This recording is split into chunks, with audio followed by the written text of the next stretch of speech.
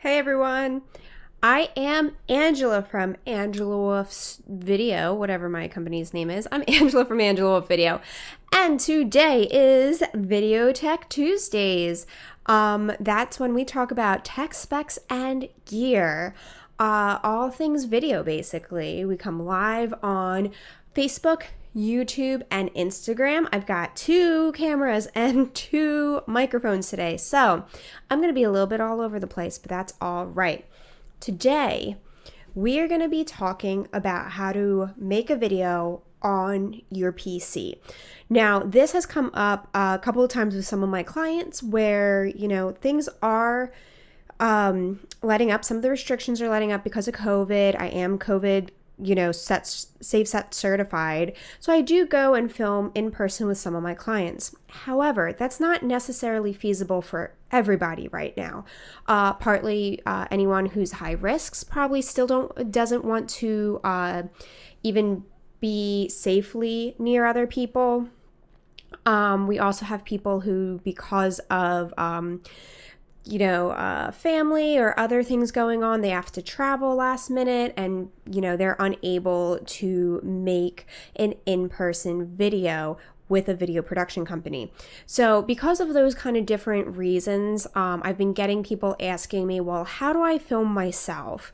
And specifically about how to do that on the computer. I've already made a few blog posts about how to, set things up for Zoom, how to set things up to record yourself on your phone. But specifically, we were thinking about, taking some self-filmed interviews and then putting it into a bigger video that's going to have really more professionally filmed footage in it. And so, doing it on your phone or doing it through Zoom just doesn't really make a lot of sense for this kind of situation. So I wanted to go through step by step on how to record yourself on your computer to get the best quality you can while, DIYing it. So for everyone on Facebook and on Facebook and YouTube, you're going to get to see my screen as I go through each individual step. On Instagram, you will not, because of how Instagram works and aspect ratios. So you can just look at my face as I'm describing to you each of the steps. And if you need a refresher, all of these videos are going to be posted. They're going to stay up on my YouTube and my Facebook pages. So feel free to go back, rewatch this to get any information that you might have missed the first time around. And speaking of, do not hesitate to comment below. Let me know if you have a question while I'm going through this. Or again, if you're rewatching this later and it's not live, just do hashtag replay, ask your question, and I'll know to answer it next week because I didn't get a chance to answer it live. So pretty simple. And I think what the next thing we should do is do a screen share and start going through the steps. As a heads up, today I am using a Windows 10 operating system to show you how to do it. My goal was to be able to show you how to record yourself without getting any new things, without downloading anything extra or paying for a really fancy service. The first note is that we're going to be using the camera app that already comes installed on Windows 10. I've had people ask me if they can just record themselves in Zoom, and I say no to that because Zoom records a compressed version and it's not at 1080, so they don't give you the full HD version first off, even if your camera does film in full HD. And then on top of that, you're kind of like at the bane of the internet. You want to be able to film something offline so that you're not worried about your internet speeds or any hiccups, anything like that, due to bandwidth. So that's why we're going to be using the programs I picked out today.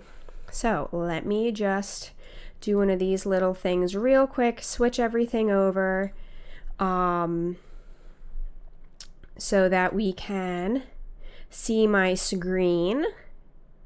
Take me 1 second. There you go. All right. So people on Facebook and YouTube can see my screen now. Instagram, again, I'm sorry. You're going to just have to look at me for this. So first, what I want to do is check on our audio setup. So we're going to come down here to the speakers. We're going to right click on it and go to Open Sound Settings. So you can see up here is your output device. So what, audio you're going to be listening to. And then if we kind of scroll down, we have the input settings in the sound settings menu. So you want to choose your input device. Today on my computer, I am using, it's going through my H4n recorder, and that's the Rode mic I'm using right now. That's why that's selected. If I wanted to, probably what you're going to want to use, if you're not using an external microphone, you're going to want to select like your webcam or your internal microphone in your computer. I do highly suggest using an external microphone. Now, if you're on Instagram, you can see I've got my headset in right now so that you have a little bit better audio for Instagram. So even if you don't have a really fancy microphone like I have right now, just using a simple headset plugged in will really improve your audio and help it not get, just background noise and all that junk we don't want to listen to. So even after you plug that in, you have to make sure you go to your input settings on your computer and make sure that that is what's selected. And then once you have that done, you can just exit out. So that is our first thing we want to do. Now we are going to go to our PC camera setup, all right? So go down here to your search bar. Just type in camera, and your camera app should pop up right here. Click on it. Bam. Whoa, this is really an exciting moment for everyone. We're going to turn that around. We're going to move this. So, one moment, please. So it's right now, it's showing you my screen. So we're getting like that. Look, so ignore all of that for a hot second. And we're going to change that in 1 minute. Don't you worry. We're going to go over to the settings tab that's to the left-hand side. It's the little gear. We're going to click on that, and we're going to go to, first thing is your framing grid. Usually this is off. For your framing grid, I would like you to do the drop-down menu and go to rule of thirds. We're going to go into that in a second to show you how that is going to really help us out. And then if you scroll down to video, make sure your video is set to 1080p, 16:9, 30 frames. All right. That's what the first number here, 1080p, that's your aspect ratio. So that's the 1920 by 1080, which is full HD. So that's absolutely what you want. The 16:9 is your aspect ratio. So one's the resolution, and you can see the resolution changes. The smaller the number, the worse the resolution is going to be, the smaller your video. But you can see this aspect ratio doesn't necessarily change because it's the ratio between the two sides of your video camera. So we want the 16:9. That is going to be your landscape standard stuff you're going to be using. Again, the 4:3, think of that as like the old school SD televisions that are almost a square but aren't. So that's not what we want. We definitely want the 16:9. And then 30 frames per second are your frame rate. You can't really change that, unfortunately, but you don't have to. 30 frames is pretty standard. That's totally fine. I like to nitpick and go with 24 frames, but that's not really important. We don't need to discuss that right now. That's just me being nitpicky and a little pretentious. 30 frames is great. It's really the only thing you can select in here, and that's fine. So 1080p, 16:9, 30 frames. Click. All right. Now we are going to click back into into here, and you can see the fun, like, we're getting a little bit of like an illusion magic trick going on right now. So my camera, to change this camera, I can't really do that right now because my streaming app is using my camera. And so it's basically taking the video from my streaming app and using it in here. And that's why we're getting this kind of funny looking thing. So let's switch back over. So now you can see me again, and we don't have to like get bogged down on like the cool. That was how I speak English. All right. So let's see if I have my, so the whole reason that I wanted you to put up the grid, the rule of thirds grid up there is because, you know, right now for these kind of posts, I usually just stand in the middle of the camera. It's easier. And, you know, I'm not doing something artistic. I'm just really giving you information. However, when you're making like a video that's going to be put in with other stuff and you want it to look a little bit nicer, the rule of thirds, which we've talked about in a couple other videos, is that you want to place the subject of the shot on one of the lines of the rule of thirds. All right. So like you have 2 vertical lines, 2 horizontal lines. On the points, the 4 points where they meet, that's where you want to put your subject. So when you put that grid view in the camera app, it allows you to see where those lines are so you don't have to try and guess, but it does not record that on your video. So it's a wonderful way to... That's my dog trying to break into my room. Sorry, guys. So that's a wonderful way for you to kind of position yourself in a more like artistic and a more like visually appealing way on your camera. So that's why I suggest using that. It also helps with your headroom idea. So I would put yourself on one of the 2 top points, and you see kind of how much headroom I have right now. On Instagram, it's more than I would actually have wanted, but on Facebook and YouTube, this is really nice. You know, just like a tiny bit. This much headroom is what you guys want.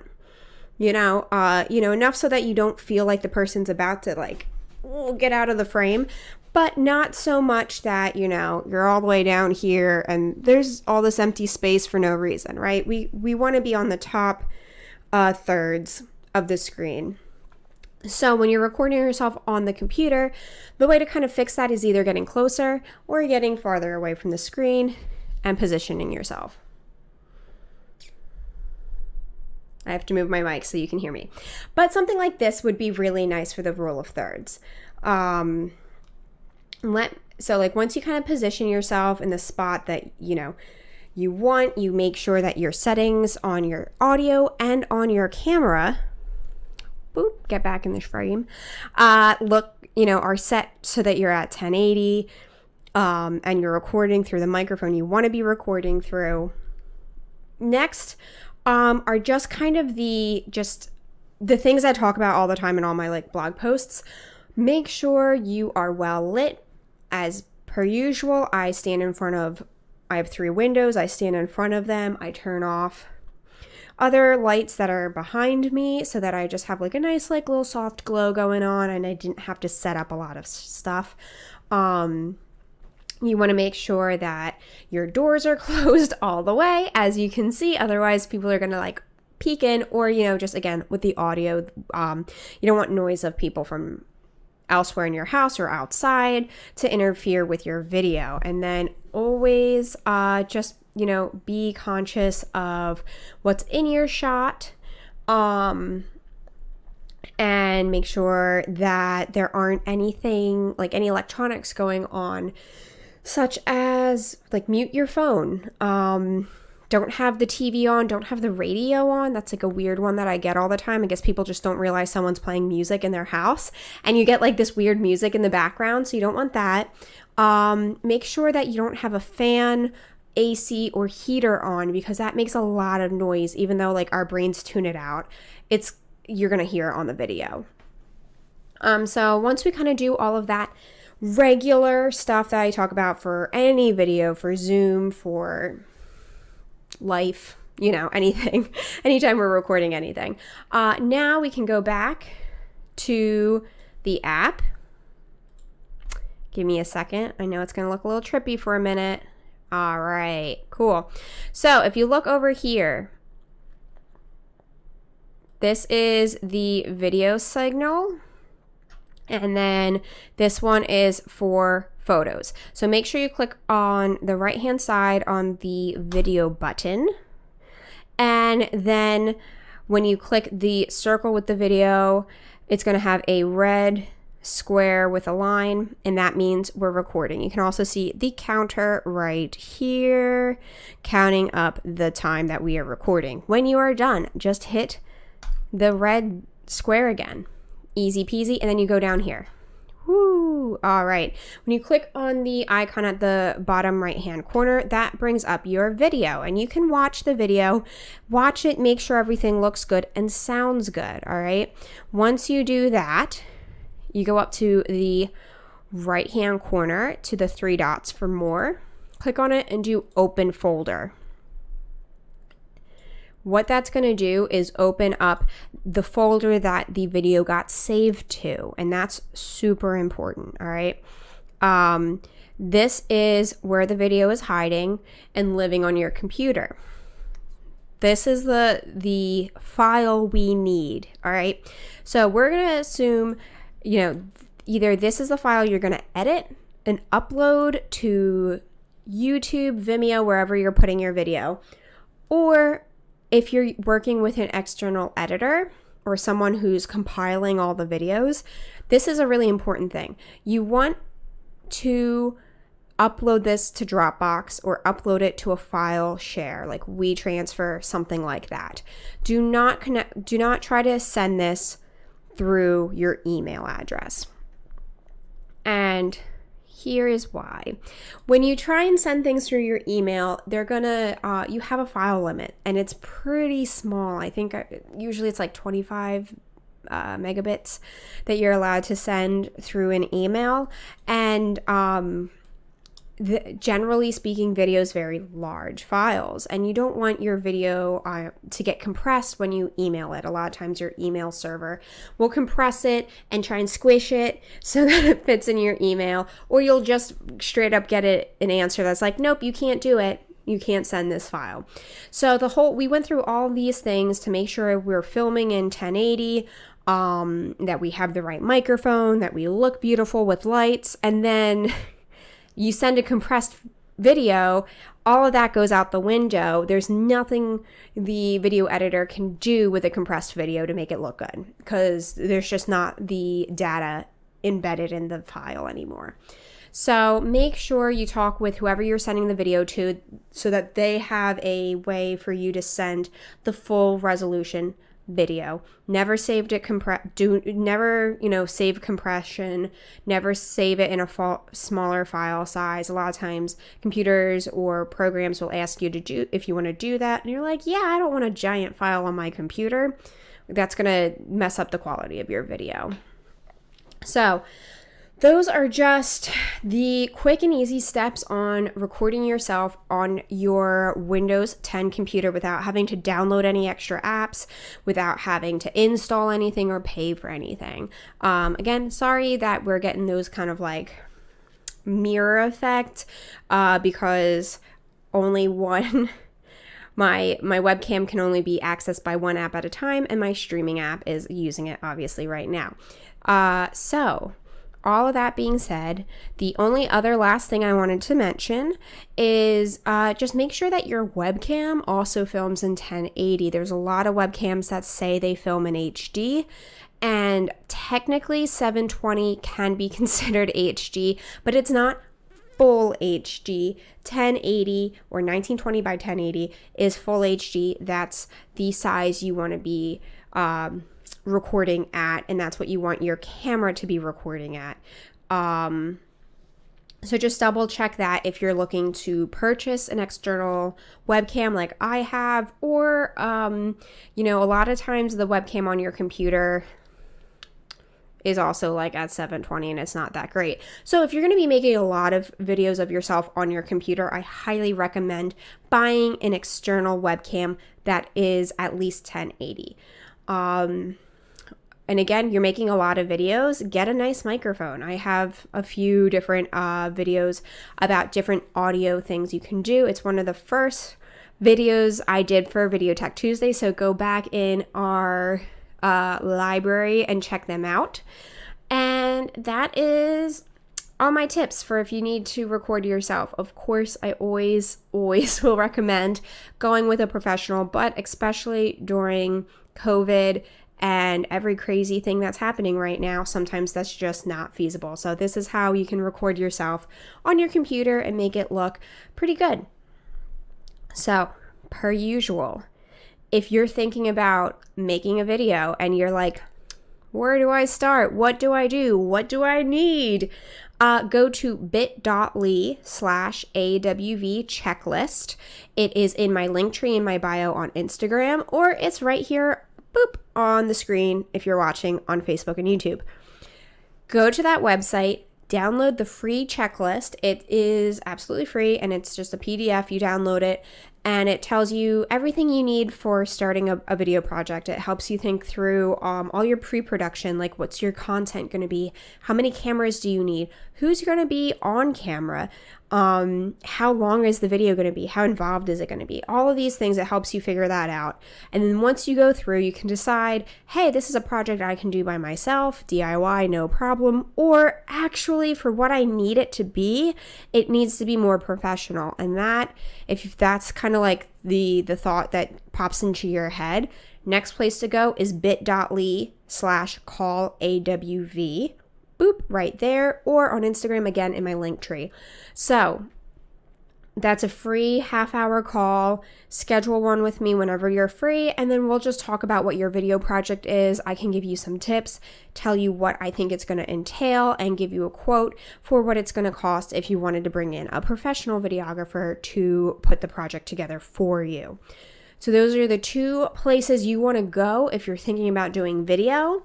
And other than that, please comment or send me a DM.